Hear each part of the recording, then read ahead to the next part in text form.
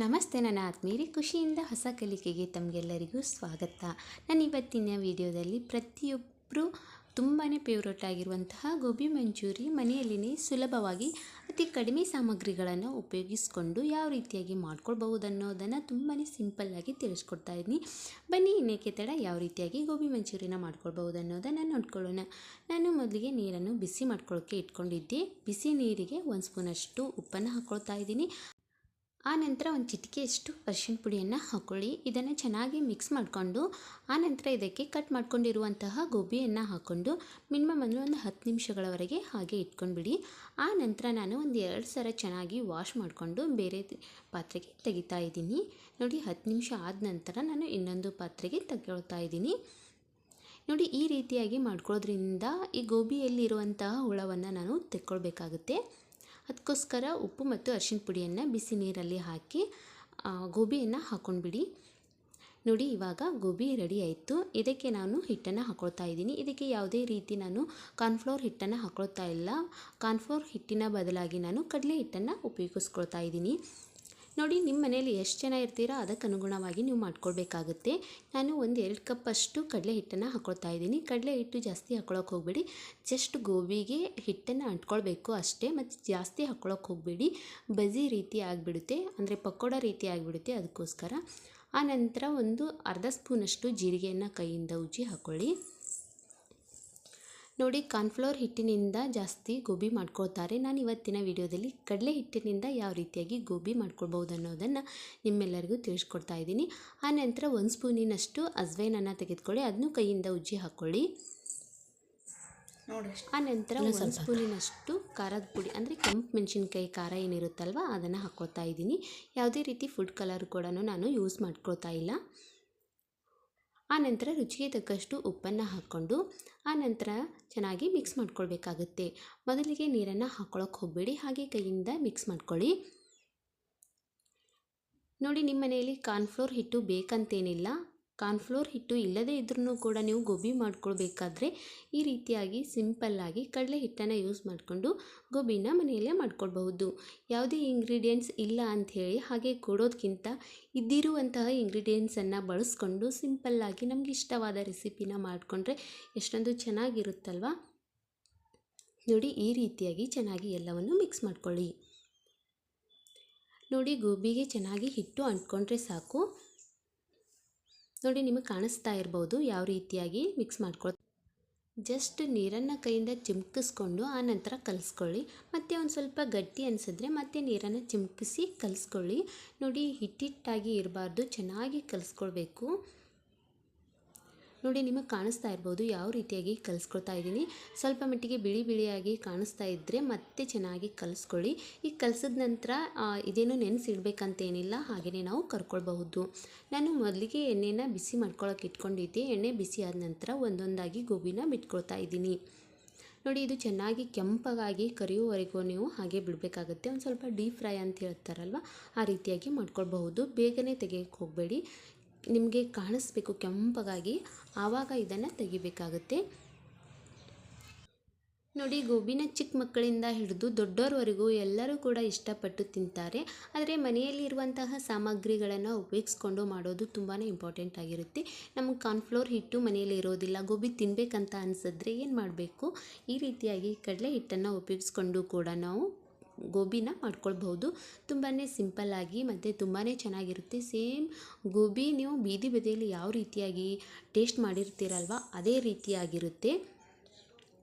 ತುಂಬಾ ಚೆನ್ನಾಗಿರುತ್ತೆ. ಖಂಡಿತವಾಗ್ಲೂ ನೀವು ಕಡಲೆ ಹಿಟ್ಟನ್ನು ಉಪಯೋಗಿಸ್ಕೊಂಡು ಈ ರೀತಿಯಾಗಿ ಗೋಬಿನ ಮಾಡ್ಕೊಂಡು ತಿನ್ನಿ. ಹೊರಗಡೆ ತಿನ್ನೋದಕ್ಕಿಂತ ಎಷ್ಟು ಸಾಧ್ಯ ಆಗುತ್ತೋ ಅಷ್ಟು ಮನೆಯಲ್ಲಿನೇ ಮಾಡ್ಕೊಂಡು ತಿನ್ನಿ. ತುಂಬಾ ಅಂದರೆ ಆರೋಗ್ಯಕ್ಕೂ ಕೂಡ ತುಂಬಾ ಒಳ್ಳೆಯದಾಗಿರುತ್ತೆ, ಮತ್ತು ನಿಮಗೂ ಕೂಡ ನಾಲಿಗೆಗೆ ತುಂಬಾ ರುಚಿ ಕೊಡುತ್ತೆ ಅಂತಲೇ ಹೇಳ್ಬೋದು. ನೋಡಿ, ನಿಮಗೆ ಕಾಣಿಸ್ತಾ ಇರ್ಬೋದು ಒಂದೊಂದಾಗಿ ನೀವು ಗೋಬಿನ ಎಣ್ಣೆಯಲ್ಲೇ ಬಿಟ್ಕೊಳ್ಳಿ. ಆ ನಂತರ 1 ಸ್ಪೂನನ್ನು ತೆಗೆದುಕೊಂಡು ಚೆನ್ನಾಗಿ ಕೈ ಆಡಿಸ್ಕೊಳ್ಳಿ, ಅಂದರೆ ಎಲ್ಲ ಕಡೆಯೂ ಕೂಡ ಚೆನ್ನಾಗಿ ಫ್ರೈ ಆಗಬೇಕು. ನೋಡಿ, ಈ ಗೋಬಿ ಕೆಂಪಗಾಗೋವರೆಗೂ ಎಣ್ಣೆಯಲ್ಲೇ ಫ್ರೈ ಮಾಡ್ಕೊಳ್ಳಿ, ಅಂದರೆ ಒಂಥರ ಗೋಲ್ಡನ್ ಕಲರ್ ಏನಿರುತ್ತಲ್ವ ಆ ರೀತಿಯಾಗಿ. ನೋಡಿ, ನಿಮ್ಗೆ ಕಾಣಿಸ್ತಾ ಇರ್ಬೋದು ಈ ರೀತಿಯಾಗಿ ಕಲರ್ ಚೇಂಜ್ ಆದ ನಂತರ ನೀವು ಒಂದು ಜರಡಿಯಿಂದ ತೆಗೆದುಬಿಡಿ, ಇನ್ನೊಂದು ತಟ್ಟೆಗೆ ಹಾಕ್ಕೊಂಡ್ಬಿಡಿ. ನೋಡಿ ಸೂಪರ್ ಆಗಿರುವಂತಹ ಗೋಬಿನ ಯಾವ ರೀತಿಯಾಗಿ ರೆಡಿ ಮಾಡ್ಕೊಳ್ಬೇಕು ಅಂತ. ಈ ರೀತಿಯಾಗಿ ಎಲ್ಲವನ್ನು ತೆಗೆದ ನಂತರ ಮತ್ತು ಅದೇ ಎಣ್ಣೆಗೆ ಉಳಿದಿರುವಂತಹ ಗೋಬಿನ ಬಿಟ್ಕೊಂಡು ಚೆನ್ನಾಗಿ ಫ್ರೈ ಮಾಡ್ಕೊಳ್ಳಿ. ನೋಡಿ ವಿಡಿಯೋನ ಪೂರ್ತಿಯಾಗಿ ನೋಡಿದ್ರೆ ನಿಮಗೆ ಖಂಡಿತವಾಗಲೂ ಸೂಪರ್ ರುಚಿಯಾಗಿರುವಂತಹ ಗೋಬಿನ ಸಿಂಪಲ್ಲಾಗಿ ಯಾವ ರೀತಿಯಾಗಿ ಮಾಡ್ಕೊಳ್ಬಹುದು ಅನ್ನೋದನ್ನು ಗೊತ್ತಾಗುತ್ತೆ. ಹಾಗೆ ನನ್ನ ಚಾನಲನ್ನು ಯಾರಾದರೂ ಸಬ್ಸ್ಕ್ರೈಬ್ ಮಾಡ್ಕೊಂಡಿಲ್ಲ ಅಂತಂದರೆ ಇವಾಗಲೇ ಹೋಗಿ ಸಬ್ಸ್ಕ್ರೈಬ್ ಮಾಡ್ಕೊಳ್ಳಿ. ಹೀಗೆ ಹೊಸ ಹೊಸ ವಿಡಿಯೋಗಳನ್ನು ನಾನು ನಿಮ್ಮ ಜೊತೆಗೆ ಹಂಚ್ಕೊಳ್ತಾ ಇರ್ತೀನಿ. ಮತ್ತು ನನ್ನ ಹಿಂದಿನ ವಿಡಿಯೋದಲ್ಲಿ ತುಂಬ ಚೆನ್ನಾಗಿರುವಂತಹ ರೆಸಿಪಿಗಳನ್ನು ಶೇರ್ ಮಾಡಿದ್ದೀನಿ, ಇವಾಗಲೇ ಹೋಗಿ ನೋಡ್ಕೊಳ್ಳಿ. ನೋಡಿ ಉಳಿದಿರುವ ಹಿಟ್ಟಿನಿಂದ ಗೋಬಿನ ಮಾಡಿಕೊಂಡು ಅದನ್ನೂ ಕೂಡ ಒಂದು ತಟ್ಟೆಯಲ್ಲಿ ಹಾಕ್ಕೊಳ್ಳಿ. ಇವು ಎಲ್ಲವನ್ನೂ ಕೂಡ ಒಂದು ಗೋಲ್ಡನ್ ಕಲರ್ ಬರೋವರೆಗೂ ನೀವು ಎಣ್ಣೆಯಲ್ಲಿ ಫ್ರೈ ಮಾಡ್ಕೊಳ್ಳಿ. ನೋಡಿ ತುಂಬಾ ಚೆನ್ನಾಗಿರುವಂತಹ ಗೋಬಿ ರೆಡಿ ಆಯಿತು. ಈ ರೀತಿಯಾಗಿ ಮೊದಲೇ ನೀವು ಗೋಬಿನ ಎಣ್ಣೆಯಲ್ಲಿ ಫ್ರೈ ಮಾಡಿಕೊಂಡು ಇಟ್ಕೊಂಡು ಬಿಡಬೇಕಾಗುತ್ತೆ. ಆನಂತರ ಇದಕ್ಕೆ ಬೇಕಾಗಿರುವಂತಹ ಮಸಾಲೆಯನ್ನು ನಾನು ಕಲ್ಗಲ್ಲಲ್ಲಿ ಕುಟ್ಕೊಳ್ತಾ ಇದ್ದೀನಿ. ನೋಡಿ ಮೊದಲಿಗೆ ನಾನು ಒಂದು 3ರಷ್ಟು ಲವಂಗವನ್ನು ತೆಗೆದುಕೊಂಡಿದ್ದೀನಿ. ಆನಂತರ ಒಂದು 5ರಷ್ಟು ಮೆಣಸು ಹಾಗೆ ಚಕ್ಕೆಯನ್ನು ತೆಗೆದುಕೊಂಡು ಚೆನ್ನಾಗಿ ಕುಟ್ಕೊಳ್ತಾ ಇದ್ದೀನಿ. ನೋಡಿ ನಾವು ಜಾಸ್ತಿ ಸಾಸನ್ನು ಯಾವುದು ಯೂಸ್ ಮಾಡ್ಕೊಳ್ತಾ ಇಲ್ಲ, ಒಂದೇ ಟೊಮೊಟೊ ಕೆಚಪ್ಪನ್ನು ಮಾತ್ರ ಯೂಸ್ ಮಾಡ್ಕೊಳ್ತಾ ಇದ್ದೀನಿ. ಆನಂತರ ಇದಕ್ಕೆ ಒಂದಿಷ್ಟು ಶುಂಠಿ ಮತ್ತು ಬೆಳ್ಳುಳ್ಳಿನ ಹಾಕ್ಕೊಂಡು ಅದನ್ನು ಕೂಡ ಕುಟ್ಕೊಳ್ತಾ ಇದ್ದೀನಿ. ಶುಂಠಿ ಬೆಳ್ಳುಳ್ಳಿ ಪೇಸ್ಟ್ ಇತ್ತು ಅಂತಂದರೆ ಅದನ್ನು ಕೂಡ ಹಾಕ್ಕೊಳ್ಳಿ, ಇಲ್ಲ ಅಂತಂದರೆ ಈ ರೀತಿಯಾಗಿ ಕುಟ್ಕೊಂಡು ಹಾಕ್ಕೊಳ್ಳಿ. ನೋಡಿ ಇದು ಚೆನ್ನಾಗಿ ಕುಟ್ಕೊಳ್ಳಿ ಪೂರ್ತಿ ಸಾಫ್ಟ್ ಆಗುವವರೆಗೂ. ನೋಡಿ ಚೆನ್ನಾಗಿ ಕುಟ್ಕೊಂಡಿದ್ದಾಯಿತು. ಇವಾಗ ಒಗ್ಗರಣೆಯನ್ನು ಹಾಕ್ಕೊಳ್ಳೋಣ ಬನ್ನಿ. ಮೊದಲಿಗೆ ನಾನು ಎಣ್ಣೆನ ಬಿಸಿ ಮಾಡಿಕೊಂಡು ಅದಕ್ಕೊಂದು ಅರ್ಧ ಸ್ಪೂನಿನಷ್ಟು ಸಾಸಿವೆಯನ್ನು ಹಾಕ್ಕೊಂಡಿದ್ದೀನಿ. ಆನಂತರ ಒಂದು ಅರ್ಧ ಸ್ಪೂನಿನಷ್ಟು ಜೀರಿಗೆಯನ್ನು ಹಾಕ್ಕೊಳ್ಳಿ. ಹಾಗೆ ನಾನು ಒಗ್ಗರಣೆಗೆ ಟೊಮೊಟೊ, ಈರುಳ್ಳಿ ಮತ್ತು ಶುಂಠಿ ಬೆಳ್ಳುಳ್ಳಿ ಮೊದಲಿಗೆ ಕುಟ್ಕೊಂಡಿದ್ದೆ ತೋರಿಸಿದ್ದೀನಲ್ವ, ಅದನ್ನು ಇಟ್ಕೊಂಡಿದ್ದೀನಿ. ಹಾಗೆ ಕೊತ್ತಂಬರಿನ ಇಟ್ಕೊಂಡಿದ್ದೀನಿ. ಇಷ್ಟೇ ಸಾಮಗ್ರಿಗಳಿಂದ ನಾವು ಸೂಪರಾಗಿರುವಂಥ ಗೋಬಿ ಮಾಡ್ಕೊಳ್ಬೋದು. ಎಣ್ಣೆ ತುಂಬ ಚೆನ್ನಾಗಿ ಕಾಯ್ದಿದೆ. ಇವಾಗ ನಾನು ಈರುಳ್ಳಿನ ಹಾಕ್ಕೊಂಡು ಸಾಫ್ಟ್ ಆಗುವವರೆಗೂ ಎಣ್ಣೆಯಲ್ಲೇ ಫ್ರೈ ಮಾಡ್ಕೊಳ್ಳಿ. ನೋಡಿ ತುಂಬಾ ಸಿಂಪಲ್ ಆಗಿದೆ ಅಲ್ವಾ ಈ ಗೋಬಿ. ಈರುಳ್ಳಿ ಬೇಗನೆ ಸಾಫ್ಟ್ ಆಗಲಿ ಅಂತ ಒಂದು ಚಿಟಿಕೆಯಷ್ಟು ನಾನು ಉಪ್ಪನ್ನು ಹಾಕ್ಕೊಳ್ತಾ ಇದ್ದೀನಿ. ನೋಡಿ ಮೊದಲಿಗೆ ಗೋಬಿನ ಮಾಡ್ಕೊಳ್ಳುವಾಗ ಅಲ್ಲಿನೂ ಕೂಡ ಉಪ್ಪು ಹಾಕಿದ್ದೆ, ಅದಕ್ಕೋಸ್ಕರ ಇವಾಗ ಒಗ್ಗರಣೆಗೂ ಕೂಡ ನಾನು ಒಂದು ಸ್ವಲ್ಪ ಪ್ರಮಾಣದಷ್ಟು ಉಪ್ಪನ್ನು ಹಾಕ್ಕೊಂಡು ಚೆನ್ನಾಗಿ ಫ್ರೈ ಮಾಡ್ಕೊಳ್ತಾ ಇದ್ದೀನಿ. ನೋಡಿ ಈರುಳ್ಳಿ ಚೆನ್ನಾಗಿ ಸಾಫ್ಟ್ ಆದ ನಂತರ ಕಟ್ ಮಾಡ್ಕೊಂಡಿರುವಂತಹ ಟೊಮೊಟೊವನ್ನು ಹಾಕ್ಕೊಳ್ಳಿ. ಇದಕ್ಕೆ ನಾನು ದಪ್ಪಾಗಿರುವಂತಹ 2 ಟೊಮೊಟೊನ ತೆಗೆದುಕೊಂಡಿದ್ದೀನಿ. ಇದನ್ನೂ ಕೂಡ ಚೆನ್ನಾಗಿ ಸಾಫ್ಟ್ ಆಗಲಿ. ನೋಡಿ ನಿಮಗೆ ಕಾಣಿಸ್ತಾ ಇರ್ಬೋದು ಯಾವ ರೀತಿಯಾಗಿ ಈರುಳ್ಳಿ ಮತ್ತು ಟೊಮೊಟೊ ಸಾಫ್ಟ್ ಆಗಿದೆ ಅಂತ. ಈ ರೀತಿಯಾಗಿ ಸಾಫ್ಟ್ ಆದ ನಂತರ ನಾನು ಟೊಮೊಟೊ ಕೆಚಪ್ಪನ್ನು ಹಾಕ್ಕೊಳ್ತಾ ಇದ್ದೀನಿ. ನೋಡಿ ನಿಮ್ಮ ಮನೆಯಲ್ಲಿ ಟೊಮೊಟೊ ಸಾಸ್ ಮನೆಯಲ್ಲೇ ಮಾಡ್ಕೊಂಡಿದ್ರಿ ಅಂತಂದರೆ ಅದನ್ನು ಕೂಡ ಹಾಕ್ಕೊಳ್ಬಹುದು. ನಾನು ಅಂಗಡಿಯಲ್ಲಿ ತಂದಿರುವಂತಹ ಟೊಮೊಟೊ ಕೆಚಪ್ಪನ್ನು ಹಾಕ್ಕೊಳ್ತಾ ಇದ್ದೀನಿ. ನಾನು ಮಾಡ್ಕೊಂಡಿರುವಂತಹ ಪ್ರಮಾಣಕ್ಕೆ ಒಂದಾದರೆ ಸಾಕಾಗುತ್ತೆ.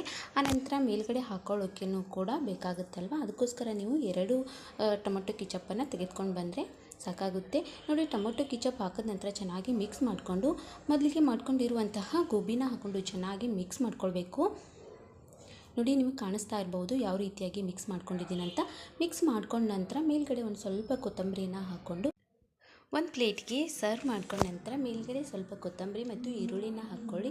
ನಿಮ್ಮ ಮನೆಯಲ್ಲಿ ಕ್ಯಾಬೇಜ್ ಇತ್ತು ಅಂತಂದರೆ ಅದನ್ನು ಚಿಕ್ಕ ಚಿಕ್ಕದಾಗಿ ಕಟ್ ಮಾಡಿಕೊಂಡು ಮೇಲ್ಗಡೆ ಹಾಕ್ಕೊಂಡು ತಿಂತಾಯಿದ್ರೆ ಸೂಪರ್ ಆಗಿರುತ್ತೆ. ನಮ್ಮ ಮನೆಯಲ್ಲಿ ಇಲ್ಲದೇ ಇರೋದ್ರಿಂದ ನಾನು ಈರುಳ್ಳಿ ಮತ್ತು ಕೊತ್ತಂಬರಿನ ಮಾತ್ರ ಹಾಕ್ಕೊಂಡಿದ್ದೀನಿ. ಆದರೂ ಕೂಡ ಟೇಸ್ಟ್ ಮಾತ್ರ ತುಂಬಾ ಸೂಪರಾಗಿ ಬಂದಿತ್ತು. ಖಂಡಿತವಾಗ್ಲೂ ಈ ವಿಧಾನದಲ್ಲಿ ನಿಮ್ಮ ಮನೆಯಲ್ಲಿ ಒಂದು ಸಲ ಖಂಡಿತವಾಗ್ಲೂ ಟ್ರೈ ಮಾಡಬೇಕಂತ ಹೇಳ್ತೀನಿ. ಅಷ್ಟೊಂದು ರುಚಿಕರವಾಗಿ ಮತ್ತು ಅಷ್ಟೊಂದು ಟೇಸ್ಟಿಯಾಗಿ ಬಂದಿತ್ತು ಈ ಗೋಬಿ. ನೋಡಿ ತುಂಬಾ ಸಿಂಪಲ್ಲಾಗಿ ಮತ್ತು ಅತಿ ಸುಲಭವಾಗಿ ಮನೆಯಲ್ಲಿರುವಂತಹ ಪದಾರ್ಥಗಳನ್ನು ಉಪಯೋಗಿಸ್ಕೊಂಡು ಯಾವ ರೀತಿಯಾಗಿ ಗೋಬಿ ಮಂಚೂರಿನ ಮಾಡ್ಕೊಳ್ಬಹುದು ಅನ್ನೋದನ್ನು ನೋಡಿದ್ರಲ್ವ. ಹೀಗೆ ಮುಂದಿನ ಹೊಸ ವಿಡಿಯೋ ಒಂದಿಗೆ ನಾನು ನಿಮಗೆ ಸಿಗ್ತಾ ಇರ್ತೀನಿ. ಟೇಕ್ ಕೇರ್, ಬಾಯ್. ಖುಷಿಯಾಗಿರಿ, ಸದಾ ಹೊಸದನ್ನು ಯೋಚಿಸ್ತಾ ಇರಿ. Thank you.